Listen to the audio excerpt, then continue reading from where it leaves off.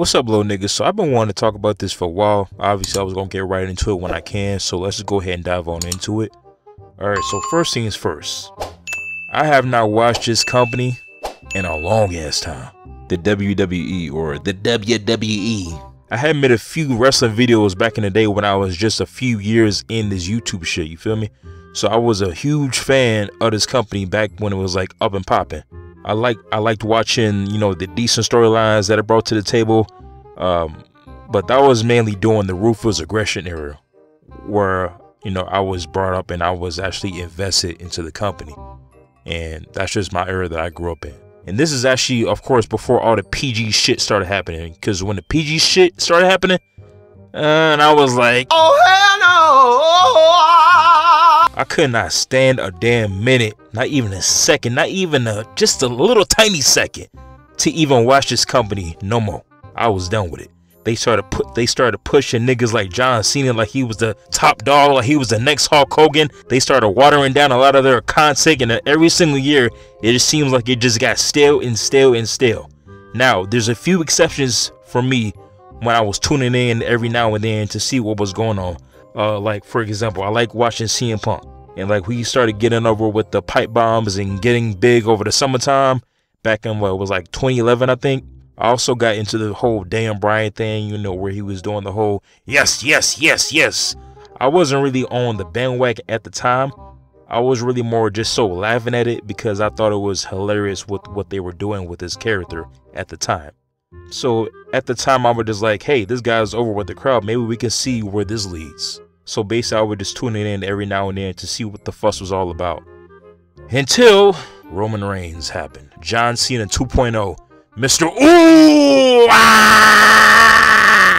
Now, I liked him at first with the Shield. I liked his quiet, I don't give a fuck persona that he was like kind of portraying. This tough guy persona. I kind of was feeling that at the time. But then it was like once he went solo, he started grabbing the mic. I was just like, this dude is boring as fuck. And it was just like, nigga, please just stop talking. Now, I wasn't really feeling his wrestling either because he really can like really wrestle worth of shit. But it's like when this dude just started talking, it was like, dude, can you please just stop talking? I was like falling half asleep half the time just listening to this dude speak. I was just listening to this dude half the time just speaking, just picking up the mic. Just even him picking up the mic, I was just like, like nigga. My God, don't do this. Please, don't do this. Get up. Let's get up. Don't do it. Man, don't do it. No, don't do it. Think of your family. Think of your fans. Think of everybody. You got me kicking in the house. And then they had him like feuding with the Undertaker and all that other shit. And then they just had him going over the Undertaker at WrestleMania. Like, what the fuck? Like, fuck you. I can't really get into that. I just said, nah, I'm done with this shit, bro. I'm done. Cut this shit off. And overall, there was a few more characters that I did enjoy watching here and there, but I'm not gonna get into it. But overall, the show was fucking trash. Nothing about it was really standing out for me. The show was boring. Now, the only time I would sit here and watch a Divas match or a Divas segment, period, is if I'm just waiting or hoping that their panties will get wet in the middle of the ring in hopes that they will actually start fucking my nigga. Like, goddamn, who wouldn't want to see that shit, my nigga? So that's the only time I would even watch a Divas match or a Divas segment, period. Just out of the blue. And now, in 2020, even after all the years of not watching this bullshit, even after all the times that I wish something would change with this company, in 2020, this company still fucking sucks. They just have not learned a lesson for a damn minute, have they? Their viewership has gone down drastically since I stopped watching this shit. And it just seems like it keeps going down and down and down and down and down.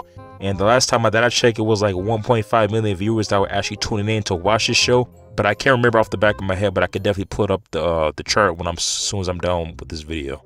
And the half the time that I'm watching this show, I'm actually just usually on my Conor McGregor shit, and I'll be like, who the fuck are these guys? Who the fuck is that? It's like you don't know who the hell these dudes are. They just there just to wrestle, and you don't know who the fuck these guys are.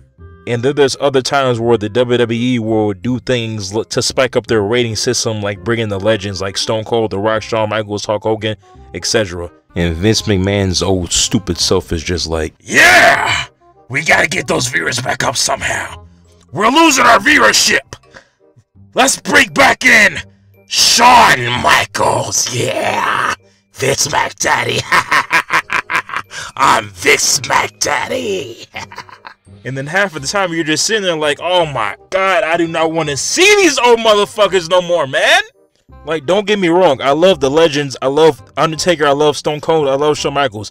But really, come on, man. The only reason they bring them back is for the viewership boost. That's all it is. To boost viewership ratings. That's like their cheapest way to do this shit because they can't draw in 2 million, 3 million, 4 million viewers no more. This is their easiest tactic. This is their go-to. This is their go-to people. But it's like, my mans, we don't want to see these old motherfuckers no more, man. How about you actually stop with the dumbass scripts? You put on a decent show. There's no need to bring in the Attitude Era because the Attitude Era is long and gone. You need to put on a decent show. Put on a 2-hour, 1-hour show if you must. Stop with this 3-hour shit. Stop with this PG 3-hour crap. And let these wrestlers actually speak like they have sense in their damn minds. And then there's the people that like to say that the reason people aren't watching this crap no more is because of football. Bro, football has been kicking WWE's ass in viewership for the longest time now. The WWE can only dream that they can only draw as much viewership as the NFL football is doing every single week. The NFL can draw as close to 20 million viewers every single week if they wanted to. Now, I want this company to get better, but obviously they're not going to do that because they always like to hit you with this, oh, we're gonna do better this week, and then the next week we're gonna do some dumb shit. And then the next week, we're going to do some more dumb shit. And then we're going to watch as our viewership continues to draw down. The WWE that I know and love is long gone. And until Vince McMahon is dead or retired, this company is not going shit nowhere.